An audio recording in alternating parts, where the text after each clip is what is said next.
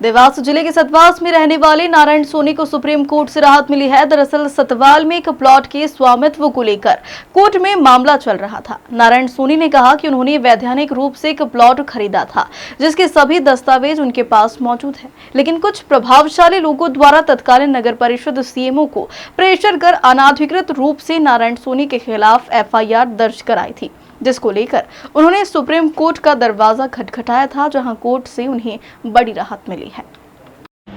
नमस्कार। जैसे कि आप जानते हैं, मेरा एक प्लॉट वाला मैटर सतवास में वार्ड क्रमांक 5 में पिछले कई महीनों से चला आ रहा है, जिसमें मैंने एक प्लॉट को वैधानिक रूप से खरीदा था, जिसके समस्त दस्तावेज मेरे पास में उपलब्ध है। उसमें नगर के कुछ प्रभावशाली लोगों ने हमारे यहाँ तत्कालीन जो सीएमओ थे उनको भ्रमित करके प्रेशर करके मेरे ऊपर एक एफआईआर दर्ज करवाई थी गंभीर धाराओं में, जिससे मुझे हाई कोर्ट से 2 बार बेल मेरी कैंसिल हो गई। लेकिन मुझे न्यायपालिका पे पूरा भरोसा था और रहेगा। फिर मैं दिल्ली गया।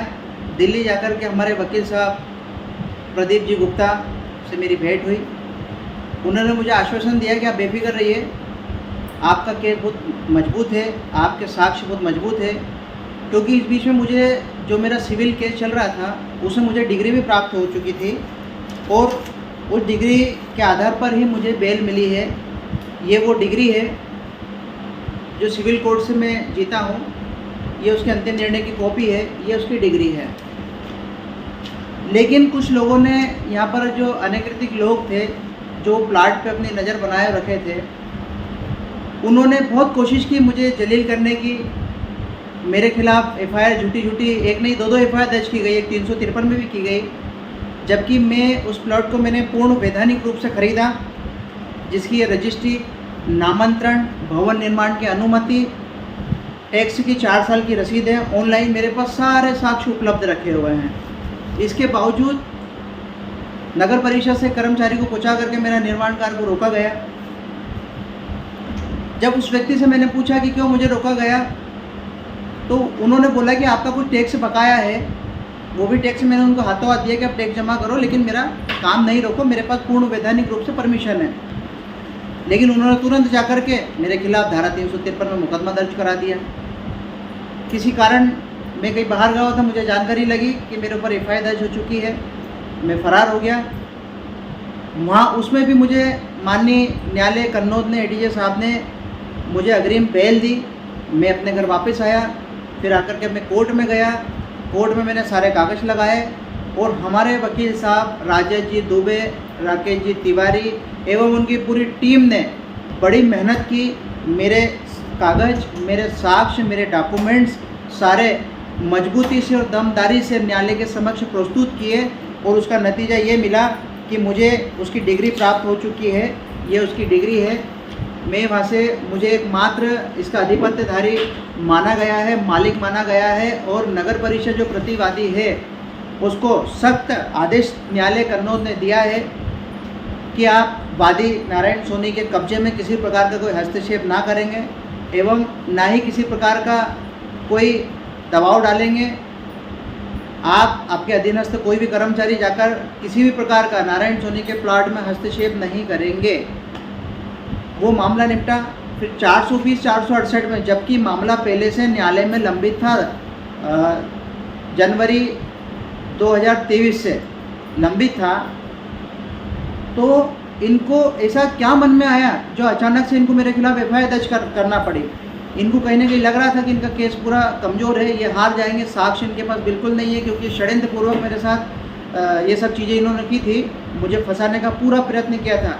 लेकिन न्यायपालिका इस धरती पर भारत में है, जिससे भले लेट मिलता है न्याय, पर न्याय मिलता है, ये मुझे पूरी तरीके से विश्वास हो चुका है। न्यायपालिका का मैं बहुत आभार व्यक्त करता हूँ। इसी प्रकार जब मामला न्यायालय में चल रहा था तो इनको जनवरी 2024 में मेरे ऊपर एफआईआर दर्ज करने की क्या आवश्यकता थी। आप रुक जाते, न्यायालय के फैसले का आने का इंतजार करते। अगर न्यायालय मुझे दोषी ठहराता तो न्यायालय खुद आदेश देता कि नारायण सोनी गलत है और नारायण सोनी के ऊपर नारायण सोनी को फांसी लगा दी जाए। अगर गलत होता तो आपको इंतजार करना था, लेकिन आपको ना जाने किस बात का भय था, डर था।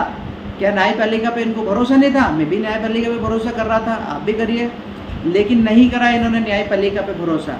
और प्रकरण के चलते हुए मेरे यहाँ पर बलपूर्वक एक पुरानी टापरी बनी हुई थी उस प्लाट पर, उसको तोड़ा गया, जेसीबी लेकर के आए गए, नगर परिषद के सारे कर्मचारी बच्चे को लेकर के आए गए। ऐसा पूरा बल के साथ काम किया गया जैसे नारायण सोनी एक आतंकवादी हो, ऐसा मेरे साथ व्यवहार किया गया हो।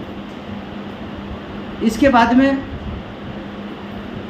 अतिक्रमण हटाने के नाम पर सब फैला दिया, सब चीज़ें वहाँ पर मेरे सामान को अस्त व्यस्त कर दिया। हमने जैसे तैसे सामान को वापस अपनी जगह पे रख करके हमारे प्लाट में हमारे कब्जे में लिया हमने उसको। और जब मेरी हाई कोर्ट से किसी भी कारण हम हो सकता है हमारे वकील साहब साक्ष्य सामने रखने में कमज़ोर पड़ गए हों उस समय, लेकिन हमारे वकील साहब ने, राघवेंद्र जी ने बहुत मेहनत करी, मैं उनका बहुत आभारी हूँ। उन्होंने मेरा दिल जीत लिया है, क्योंकि हाई कोर्ट का भी ये कहना था कि आपके ऊपर 2 केस हैं, इसके लिए आपको बेल नहीं दी जाती। जबकि इसी मामले में 2 केस मेरे ऊपर लादे गए। एक केस तो अभी रेगुलर में चल रहा था 353 का, और एक केस अभी इन्होंने झूठा मेरे ऊपर करा है जो कहीं से कहीं तक नहीं बनता था। मुझे मेरा पक्ष रखने तक का मौका नहीं दिया गया। मैंने संबंधित अधिकारियों से बोला कि आप मेरा पक्ष रखने का मुझे मौका दें, जांच करें, अगर जांच में मैं दोषी पाया जाता हूं तो बिल्कुल मेरे ऊपर एफआईआर दर्ज की जाए, जिस धारा में मैं गलत पाया जाता हूं उस धारा में एफआईआर दर्ज की जाए। लेकिन नहीं, मुझे मेरा पक्ष रखने का इतना सा भी मौका नहीं दिया गया और डायरेक्टली मेरे ऊपर, मुझे बिना बताए, मुझे बिना सूचना दिए, बिना मेरा पक्ष जाने मेरे ऊपर गंभीर धाराओं में एफआईआर दर्ज की गई। वो तो भला हो माननीय सुप्रीम कोर्ट का, जो सुप्रीम कोर्ट ने एक आदेश मेरे साक्ष्यों के आधार पर दिया, ये उसकी प्रमाणित कॉपी है। ये माँ के सुप्रीम कोर्ट के